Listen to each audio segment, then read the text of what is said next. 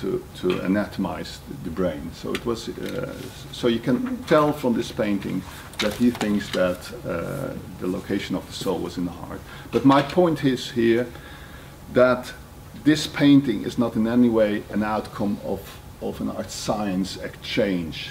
Art, science, and it's, I think it's better to speak in the early modern times of natural philosophy.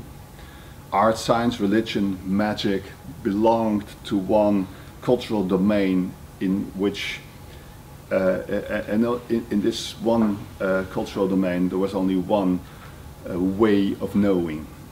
And all these activities took place within the same way of knowing. And there was no, there were of course differences in theoretical points of theoretical positions, but I think it's meaningless to speak of an exchange between art, science and natural philosophy, religion, anatomy, when all these activities operate in the same, sharing the same way of knowing.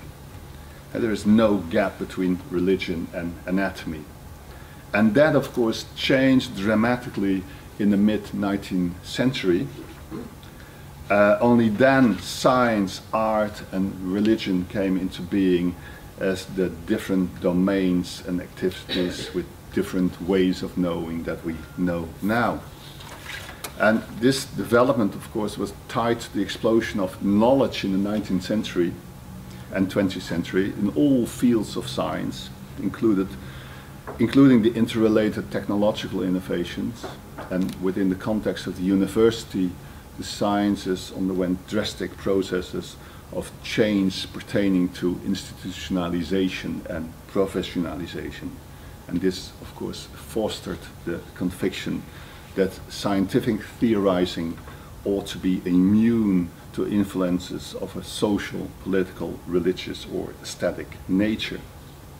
Now, for many artists, this growing art-science gap was a reason to formulate fully autonomous artistic goals and methods that in all respects were opposed to those of science and technology. And under the banner of l'art pour l'art, for example, the arts began to cultivate radical originality. At the same time, however, this growing separation of art and science met with much resistance among artists, not among scientists.